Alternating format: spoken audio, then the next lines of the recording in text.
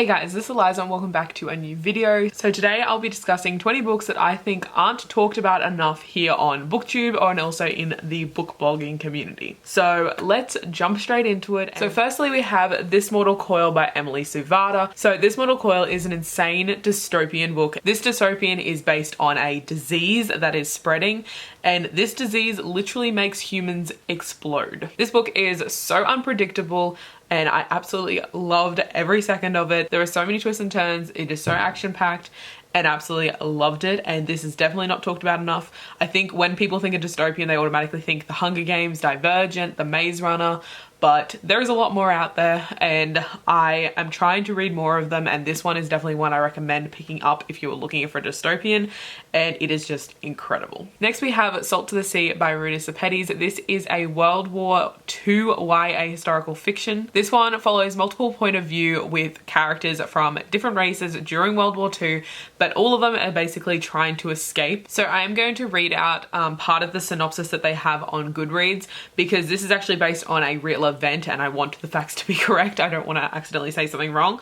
So it says, while the Titanic and the Lusitania, I'm not sure how to pronounce that, are both well-documented disasters, the single greatest tragedy in maritime history is the little-known January 30th, 1945 sinking in the Baltic Sea by a Soviet submarine of the Wilhelm Gustloff, a German cruise liner that was supposed to ferry wartime personnel and refugees to safety from the advancing Red Army. The ship was overcrowded with more than 10,500 passengers. The intended capacity was approximately 1,800, and even more than 9,000 people, including 5,000 children, lost their lives. So it's definitely not an easy book and it deals with a very hard-hitting topic, but it is written so well. I love the multiple point of view. There's one character who's like a little questionable and is not meant to be likable, and you kind of hate him the entire time, but he is still written very well.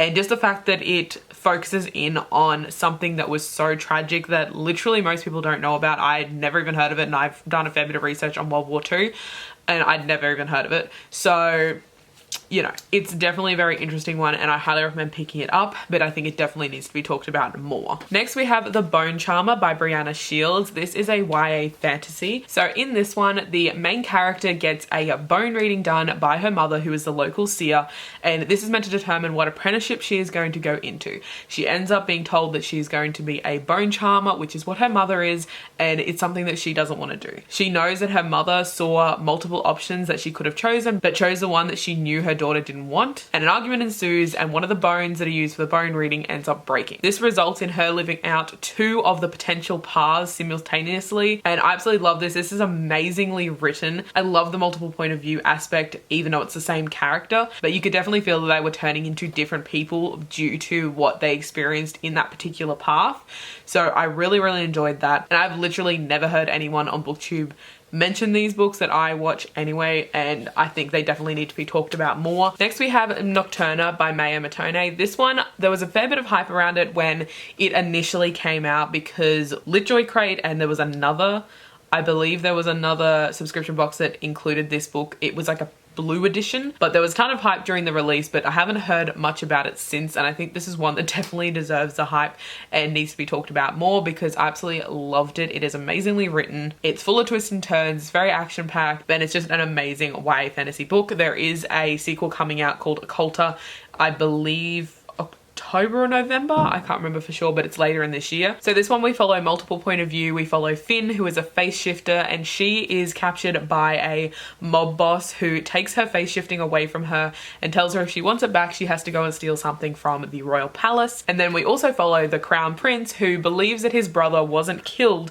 as everyone suspects, and he is on the hunt to try and find his brother. Finn and the crown prince's paths cross and chaos ensues from there. Highly recommend it. I'm not sure why this isn't talked about more, especially considering the hype it got during release. Next we have The Themis Files by Sylvain Neuvel. This one I kind of understand why I don't see as much hype for it, mainly because it is an adult sci-fi book. The Themis Files is in a format very similar idea to the Illuminae Files. coincidence. It doesn't have quite the extensive files that the Illuminate Files does. So yeah, there's these interviews and there's these voice recordings and that type of thing. And I highly recommend the audiobook for this one. It is amazingly done, especially because this is this voice recording interview style, like you're listening to it and there is a full cast narration. So I think that is probably the best way to consume this book, and I have actually read this series twice, so I highly recommend it. So this is multiple point of view, but for the main part we follow this scientist, and as a child she stumbled into a hole near her house and discovered a massive hand. Now, later on, now that she has become a scientist, she is now tasked to study this hand, and she and her team end up hunting for the rest of the body parts for this giant. It is a super unique story. I ended up crying like in literally like the first, I think probably 20-30 pages of this one, and I highly recommend checking it out if you're looking for a sci-fi. Next, I want to talk about Forks by Nadine Brands. This is the second Nadine Brands book I read, the first one being Romanoff, and it was really good as well. But I absolutely loved Forks even more, and I do not see it talked about literally at all, or even Romanoff. Like I see it mentioned every now and then, but for the most part I don't see it talked about either. But I highly recommend Forks. This is a YA fantasy, and in this world there is a plague going around, and the plague literally turns people to stone. Our main character has gotten the plague and it is slowly turning his eye to stone. He decides to join his father in a plot that is supposedly meant to end the plague, but in doing so he will end up destroying the family of the girl he loves. But this one is also super action packed, and I absolutely loved it. It was such a good time, and it, like I said, it deals a lot with choice, so there's a lot of backwards and forwards, what's right, what's wrong. So there's definitely a lot of plot twists and such, and I definitely recommend it. I think it isn't talked about enough. Next we have The Extraordinary Adventures of the Athena Club. These books are huge, so I'm gonna put these two down. But I recently read these on ebook and they were just amazing. This is such an interesting YA fantasy series, and it starts off with like just a little hint of fantasy, and it gets like literally more and more with each book. Like you learn so much more about this world and that these other types of creatures and such exist. And I just had such fun reading this. This one actually got me out of a reading slump, so love it for that as well. But this is definitely not talked about enough. I'd literally never heard of this before. I kept seeing it come up on Scribed, like this cover, and I was intrigued and it sounded interesting, like The Strange Case of the Alchemist's Daughter. It sounded interesting, so I finally decided to pick it up. Like I said, I was in a reading slump and I was literally sitting at my partner's place. I'm like, I feel like reading, so I'm gonna go and find a book. And I found a book on Scribed.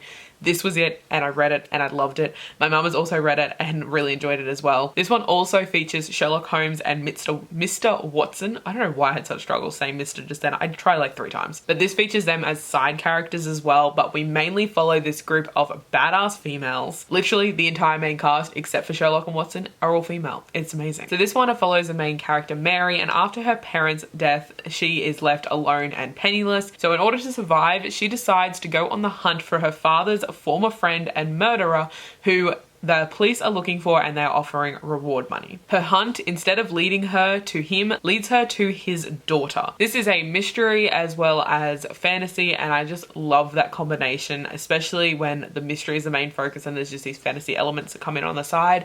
Absolutely love that. This one definitely is not talked about enough. Next we have The Girl in Red by Christina Henry. This one is a post-apocalyptic retelling of Red Riding Hood. So when I first saw this, I thought that was a really interesting combination, and it definitely turned out to be. But I absolutely loved it. This is so action-packed. I literally could not put it down, and I have not heard literally anyone talk about this. I did not even know it existed. This one I picked up just before I picked up The Strange Case of the Alchemist's Daughter, and it was basically the same idea. I had been in this reading slump, and I was sitting at my partner's, and I was like, I want to read something, and I went on Scribed and I saw this cover and it really intrigued me, so I picked it up, and it was just amazing, and it definitely helped in getting me out of this reading slump. Between it and The Strange Case of the Alchemist's Daughter, it got me completely out of the slump. But I just had so much fun reading this, and I definitely recommend picking it up if you're looking for something post-apocalyptic, and it's definitely a really cool twist on a retelling for Little Red Riding Hood, but I definitely recommend it and it needs to be talked about more. Next we have Nyxia by Scott Rankton. So this is a YA sci-fi, and it is extremely unpredictable, super fun.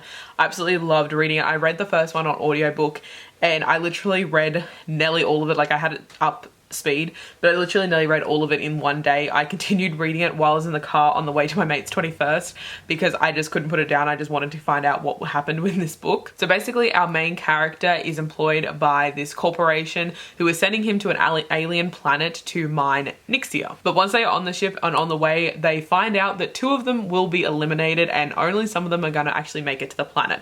So there is then competition ensues. This one is definitely an action-packed sci-fi. There is a lot of times where it's just like something absolutely ridiculous happens. Like it's completely unpredictable. You have no idea what is going to happen, but shit just happens out of nowhere and it is just amazing. And I highly recommend picking up Nyxia. It is definitely well worth the read, but I never hear anyone talking about this, so it's on this list. So next we have Tiffany Sly Lives Here Now by Dana L. Davis. This one is a YA contemporary and it's definitely one I've literally never heard anyone talk about. The cover caught my eye, again on Scribed, and I ended up listening to it as an audiobook for a readathon and I really enjoyed it. This one is a YA contemporary, but it doesn't actually feature romance as a main concept. It's definitely about family and friendship, so I really enjoyed that because it's rare to find YA contemporaries that don't focus on romance. So that was a really cool aspect of it. So in this one we follow Tiffany Sly, whose mother has just died of cancer and she is being sent to live with her biological father, who is a rich man who lives in a massive mansion. He has 4 other daughters and a lot of rules. But she has 7 days to come clean to him because there is another man on his way who is claiming to be her father and is going to turn up in 7 days and demand a paternity test. So during all this chaos where she doesn't feel like she fits in with this new family, she finds a friendship with the boy who lives across the road who also has experiences with death. This one is super interesting and it's all about making connections and finding yourself and learning about the differences between families, because she goes from this not so strict, really loving open family to this very strict family where she obviously doesn't know anyone, so she has no actual connections with them. Yeah, definitely recommend this one if you're looking for a YA contemporary that doesn't feature romance. Amazing, but it is definitely not talked about very often. Next we have Crown of Coral and Pearl by Mara Rutherford. This one is definitely not talked about enough. I've literally not heard anything about it. This one I picked up as an e-arc on NetGalley. The cover intrigued me and I read the synopsis and it sounded interesting, so I picked it up and I ended up loving it. So this one follows Noor, and her twin sister and her family have been living on this remote town that's literally on the ocean. Like there's no land, it's just on the ocean, but they've been living there her entire life. The most beautiful girl from this town is meant to be chosen to marry the crown prince, and it's likely going to be Noor's sister Sadie. But when Zadie is gravely injured, Noor is sent in her place. But there is a lot more secrets this kingdom is keeping from this town, and in order to save her village she has to try and navigate these social protocols and these laws and all this new kingdom. So yeah, I really enjoyed this one. This is super unique and I absolutely love this idea of this town literally being on the water. Like the houses are just built on stilts on top of the water and you just row around in a boat to get to everywhere. That just sounds so interesting to me. So this one is super unique but really enjoyable, fast-paced, action-packed. There's a lot of twists and turns, there's a lot of secrets going on, and I highly recommend it, but yeah, definitely not talked about enough. So next we have the Jacoby series by William Ritter. So this series is a YA mystery with fantasy elements, and this is another one similar to the Extraordinary Adventures of the Athena Club, where it starts out more mystery and then gets more and more fantasy with each book. So this one follows Abigail Rook, who is employed by Jacoby, who is a paranormal investigator. That's literally all you need to know, but this book is definitely not talked about enough. I have literally never heard anyone talk about it. I used to see this cover pop up on Scribed and it intrigued me, and I ended up purchasing it one day and I absolutely loved it and ended up buying the other 3 books and reading them, and they're just so much fun. They're so quick, they're action-packed, they're funny, and they're also just like I said, little hints more and more of this fantastical element. But I absolutely adore this series and I really want to do a reread of this very soon, and I might actually vlog it because I want more people to read this and I want more people to be talking about this book because it is just amazing and is not talked about enough. Next we have Contagion by Erin Bowman. If you know my thoughts on this series, I've had these featured in previous reading vlogs, but you will know that I didn't particularly love Immunity, but I absolutely adored Contagion. Like, Immunity is a good book, but as a sequel to this, it just does not compare. And I find that, like, if a first book in a series is just absolutely amazing, the second book, like, it's hard for the second book to live up to that. And that definitely happened in this. But Contagion was more of a horror sci-fi, and that horror element is what made this book. Whereas Immunity it lost the horror element, so it just wasn't as good as Contagion. But I highly recommend picking up Contagion. If you don't want to continue on to Immunity, that is totally fine. You can read Contagion on its own. It definitely ends on it's not a cliffhanger, but it definitely ends a little bit unsolved. But in my opinion, I would have rather just left Contagion as it was, rather than reading Immunity and being disappointed by it, than having had to have continued because there was those couple loose ends that weren't, you know, rounded up. So I'm gonna read the synopsis of this one. It's super short. It's only like 3 little paragraphs, but I have no way of describing this without giving spoilers away, so I'm just going to read the synopsis. So it says, after receiving an urgent SOS from a work detail on a distant planet, a skeleton crew is dispatched to perform a standard search and rescue mission. But when the crew arrives, they find an abandoned site littered with rotten food, discarded weapons, and dead bodies. As they try to piece together who or what could have decimated an entire operation, they realize that some things are best left buried and some monsters are only too ready to awaken. This book is so thrilling and creepy, and I just absolutely loved it. Like I said, the horror thriller type aspect was definitely the best part of this book. It was just so atmospheric and so creepy, and it was literally one of those books where you like literally feel like someone's watching you and you're like, nope, no one's there, it's okay. And literally on the back, one of the quotes from someone that reviewed it says, read this with the lights on. Agreed. But this is an amazing sci-fi and it definitely needs to be talked about more. This one was a little bit disappointing, so you know, you take that at your own risk if you're going to continue on to Immunity, but I highly recommend Contagion, and like I said, you can read this as a standalone, and I think it needs to be talked about more. Next we have Daughter of the Burning City by Amanda Foody. This one and Ace of Shades are not talked about too often, but I absolutely loved both of these series. But this one is a standalone, and this was Amanda Foody's debut, and I think it's definitely worth being talked about. This one also features tons of diversity, and it's also a super unique concept. So this one follows a main character, Serena, who is one of the first illusionists born in centuries, and she is part of this traveling circus. So she creates illusions as part of her performance, but she also has created basically a family for herself, and because they are just illusions, they are not real people, she's always believed that they couldn't come to harm until one of them is murdered. So now she is on the hunt to find out what the heck is going on. As I said, this is super unique. This is a murder mystery as well as a fantasy, and like I said, my favorite combination. This is dark, action-packed, creepy,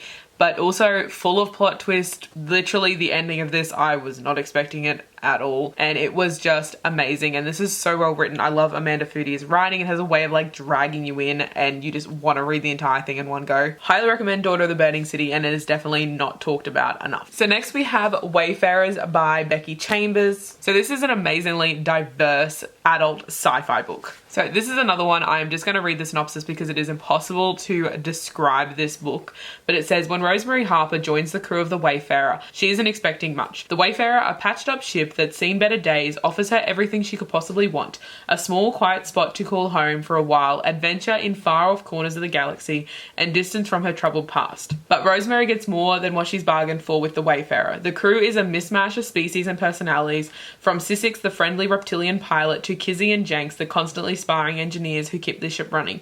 Life on board is chaotic, but more or less peaceful, exactly what Rosemary wants. Until the crew are offered the job of a lifetime, the chance to build a hyperspace tunnel to a distant planet.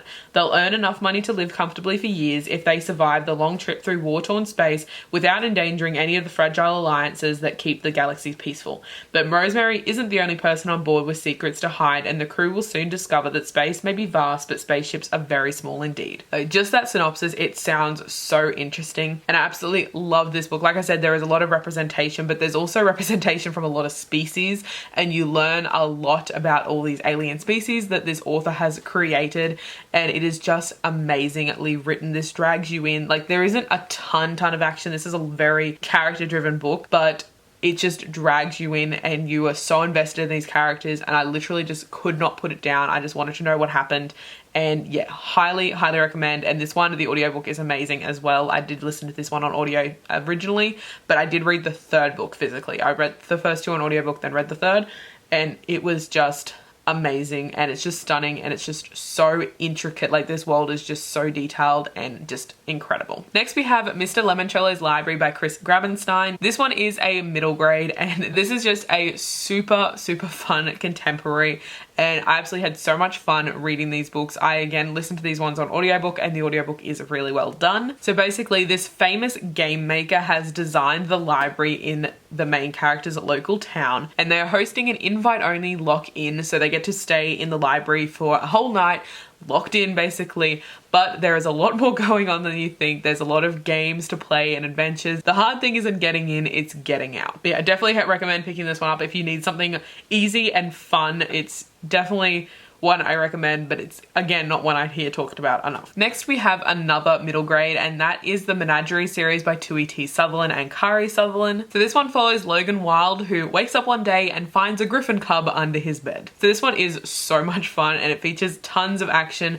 lots of twists and turns, and it's just such a wholesome kind of book as well. There is some really funny magical creatures, and I just loved this entire series. It was just such a good read, and this would definitely be a good one to get you out of a reading slump because it's just funny and enjoyable, and it's just like I said, wholesome, and I highly recommend it. But I've literally heard like no one talking about this, so it definitely needs to be talked about more. It might be talked about more in the middle grade bookish community, but I don't follow too many middle grade type readers, but I think it definitely needs to be talked about more. Next we have Rebel of the Sands by Alwyn Hamilton. This is a YA fantasy, and I absolutely loved this book. This book, Rebel of the Sands, was the first one I ever reviewed on my blog, so it kind of kicked it off, and it is still one of my favorite series. I do want to do a reading vlog rereading these books, so if you're interested in that, definitely let me know. But I just love this series so much. So this one follows Amani, who lives in Dusk, which is literally a town in the middle of the desert with basically nothing there. Amani wants to escape, and one day she meets a foreigner who might just be the answer to her getting out of this town. This is just an amazingly written story. Like I said, I do need to do a reread of it. I read this years ago,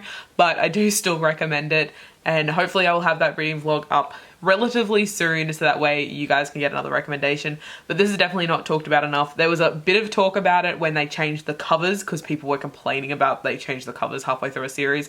Luckily though, they did still release, you know, all 3 books in matching editions. They didn't like completely get rid of the old editions, but you can only get the old editions in the paperback. You couldn't get them in the hardcover, which was annoying. But anyway, so there was a little bit of talk about it during that event, but for the most part I do not see this talked about enough. And Alwyn Hamilton is coming out with a new book in the next month or 2, I think, so I'm definitely super keen for that, but I definitely recommend this one. I think it needs to be talked about more. Next we have Once Upon a Con by Ashley Poston. Even though this is talked about a bit on like the Facebook type community, like the bookish Facebook community, I never see this talked about in videos, so I definitely think this one needs to be talked about more. This is a series of contemporary retellings. We have Cinderella, The Prince and the Pauper, and Beauty and the Beast retellings. And this is all based in like a nerdy Comic-Con type setting, and I just absolutely adore them. So Geekerella follows multiple point of view. We have Elle, who wants to enter this cosplay competition at the Exclusicon, which is kind of like a Comic-Con. And we also follow Darian, who is a teen actor who is not keen to go to Exclusicon. These books have tons of representation. They're super fun. They're super nerdy. There's lots of romance as well, but it is a romance I enjoy, and everything I've read by Ashley Poston I've enjoyed. I loved every single one of these books, so I cannot wait to see what she comes out with next after Bookish and the Beast.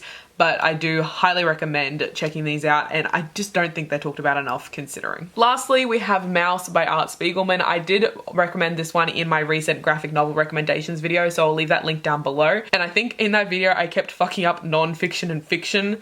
Non-fiction is the real life, fiction is the made up, but I kept saying the wrong ones, so I'm sorry about that if that was confusing. But this is a true story. Art Spiegelman wrote this about his grandfather's experience during the Holocaust as a Jewish man. So this one is definitely dark and hard hitting. Obviously, it's World War II, shit happened, and like this is an intense book. It is not for the easy-hearted, but if you're looking for historical fiction, this is definitely worth checking out. And this is a graphic novel. Obviously I said it was in my graphic novel recommendations, but this is a graphic novel, and I do like the simplicity of just the black and white, which I've said before. I said that for Heartstoppers as well, but yeah, this one is also black and white. But I love that this one has different animals representing the different groups in the war. So obviously we have the Jews, we have the Germans, there was the Russians, the Poles, you know, they all represented by different animals. So I thought that was a really cool aspect as well. But yes, highly recommend picking up Mouse, and this is not talked about enough. So that is all the books I want to talk about that I think need to be talked about more in the booktuber community and also book blogger community. Let me know what books you think should be talked about more that just aren't. And I'm going to end up this video here because it's already been long enough. So I will see you in my next video.